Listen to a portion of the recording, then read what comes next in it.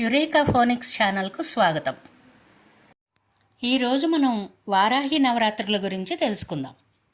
మనకు గల 4 ముఖ్య నవరాత్రుల్లో ఆషాఢంలో వచ్చే వారాహి నవరాత్రి ఒకటి. ఆషాఢ శుద్ధ పాడ్యమి నుండి నవమి వరకు జరిపే ఈ నవరాత్రుల్లో వారాహీదేవి ఉపాసనను చేస్తే ఎన్నో ప్రయోజనాలు కలుగుతాయని చెబుతారు. వారాహీదేవి లలితా పరభట్టారిక యొక్క సేనాని.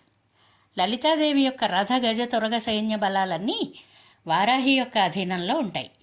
అందుకే ఆవిడని దండనాథ అంటారు. అమ్మ స్వరూపాన్ని గమనిస్తే వరాహ ముఖంతోనూ అష్టభుజాలతోనూ శంఖు చక్ర హల ముసల పాస అంకుశ వరద అభయహస్తాలతో ప్రకాశిస్తూ మనకు దర్శనమిస్తుంది. ఇది మహావారాహి అంటే బృహద్వారాహి యొక్క స్వరూపం. ఈ ఆయుధాల యొక్క ఆంతర్యం ఏమిటంటే, ముసలం అంటే రోకలి, ధాన్యం నుంచి పొట్టు వేరు చేయడానికి వాడతారు. అలాగే మన జన్మాంతరాల్లో చేసిన కర్మలను అమ్మ వేరు చేస్తుంది. హలం అంటే నాగలి, దీన్ని భూమిలో విత్తనం వేసే ముందు వాడతాం. అలాగే అమ్మ కూడా మన బుద్ధిని నిష్కామ కర్మ వైపు వెళ్ళేలాగా ప్రేరణ చేస్తుంది. ప్రకృతి పరంగా చూసినట్టయితే ఈ సమయంలో వర్షాలు కురుస్తాయి కాబట్టి రైతులు భూమిలో విత్తనాలు చల్లుతారు. దేశం ధాన్యంతో సుభిక్షంగా ఉండాలని ధాన్యలక్ష్మి స్వరూపమైన వారాహిని ప్రార్థన చేయడం జరుగుతుంది. మన పురాణాల ప్రకారం శక్తికి ఉన్న 7 ప్రతిరూపాలే సప్తమాతృకలు. బ్రాహ్మణి, వైష్ణవి, మహేశ్వరి, ఇంద్రాణి, వరాహి, కౌమారి, చాముండి, నరసింహి, వినాయకిగా పిలువబడే సప్తమాతృకల్లో ఒకరుగా వారాహీదేవి అమ్మవారిని చెబుతారు. దుష్ట శిక్షణ కోసం శిష్ట రక్షణ అంటే భక్తులను కాపాడేందుకు ఈ సప్తమాతృకలు సిద్ధంగా ఉంటారు. పురుష అవతారాల నుండి ఉద్భవించిన వారే ఈ సప్తమాతృకలు.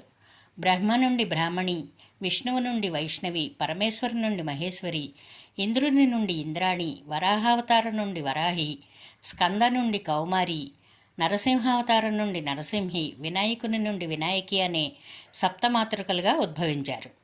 సప్తమాతృకలందరిలోనూ వరాహి ప్రత్యేకమైనది. చాలా శక్తివంతురాలుగా స్తుతించబడుతోంది. వారాహీదేవిగా పిలువబడుతూ సాక్షాత్తు పరమశివుడు కొలువయ్యున్న కాశీపట్టణానికి పాలికగా కాపు కాస్తోంది. పరమేశ్వరుని క్షేత్రానికి పాలికగా ఉంది కాబట్టి వారాహి అమ్మను క్షేత్రపాలిక అంటారు. చాలా చోట్ల శివుడే క్షేత్రపాలకుడుగా ఉంటాడు, కానీ ఆ పరమశివునికే ఈ వారాహీదేవి క్షేత్రపాలికగా ఉందన్నమాట.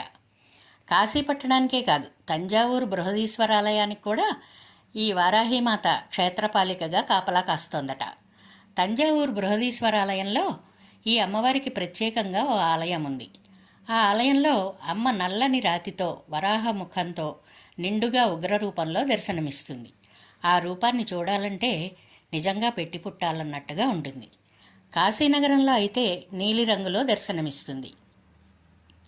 లలితాదేవికి సైన్యాధిపతిగా వారాహీదేవిని వర్ణిస్తారు. అందుకే ఈమె ప్రస్తావన లలితా సహస్రనామంలో కూడా కనిపిస్తుంది. ఆ లలితాదేవి తరఫున పోరాడేందుకే కాదు, భక్తులకు అండగా ఉండేందుకు కూడా ఒక గొప్ప యోధురాలిగా నిలుస్తుంది వారాహీదేవి. రాక్షసులను మట్టుపెట్టే సమయంలో ఆమె చూపిన తెగువకు చిహ్నంగానే ధైర్య సాహసాలకు ప్రతీకగా ఆమెను కొలుస్తారు. ఈమెను ఆరాధిస్తే జీవితంలో ఎదురయ్యే అడ్డంకులన్నీ తొలగిపోతాయని, శత్రుభయం ఉండదని, జ్ఞానం సిద్ధిస్తుందని, కుండలినీ శక్తి జాగృతమవుతుందని తరతరాలుగా ఉన్న నమ్మకం.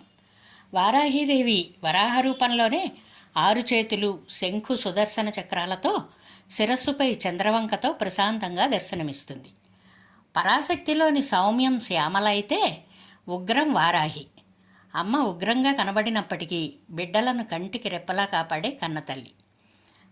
దేవీ భాగవతం, మార్కండేయ పురాణం, వరాహ పురాణం వంటి పురాణాల్లో వారాహీదేవి ప్రసక్తి కనబడుతుంది. హయగ్రీవ స్వామి అగస్త్యుల వారికి చెప్పిన 12 వారాహి నామాలు శ్రీ వారాహి ద్వాదశనామ స్తోత్రం.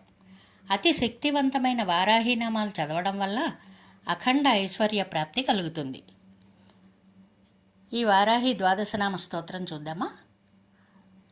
ఓం శ్రీ పంచమై నమః, ఓం శ్రీ దండనాథాయ నమః, ఓం శ్రీ సంకేతాయ నమః, ఓం శ్రీ సమయేశ్వర్యై నమః, ఓం శ్రీ సమయ సంకేతాయై నమః, ఓం శ్రీ వారాహ్యై నమః, ఓం శ్రీ పోత్రిణ్యై నమః, ఓం శ్రీ శివాయ నమః, ఓం శ్రీ వార్తాళ్యై నమః.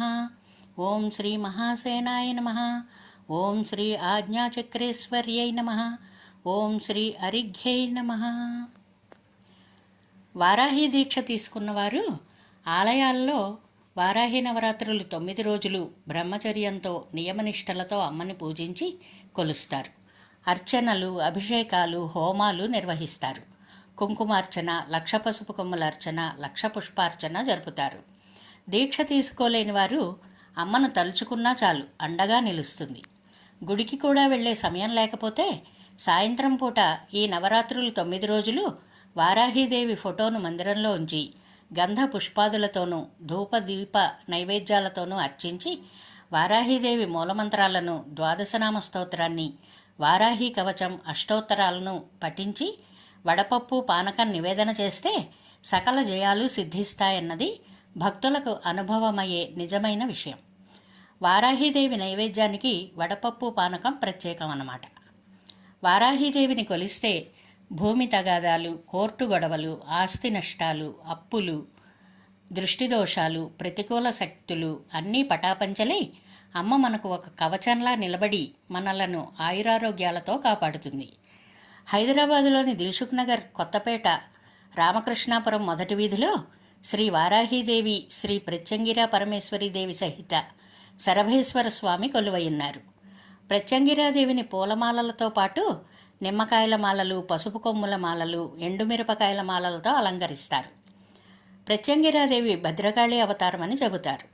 ఈ ఆలయాన్ని దర్శించి వారాహీదేవి కృపకు పాత్రులై తరించండి. Thanks for watching my video. వచ్చే వారం మరో మంచి వీడియోతో కలుద్దాం. నమస్తే. సర్వే జనా సుఖినో భవంతు.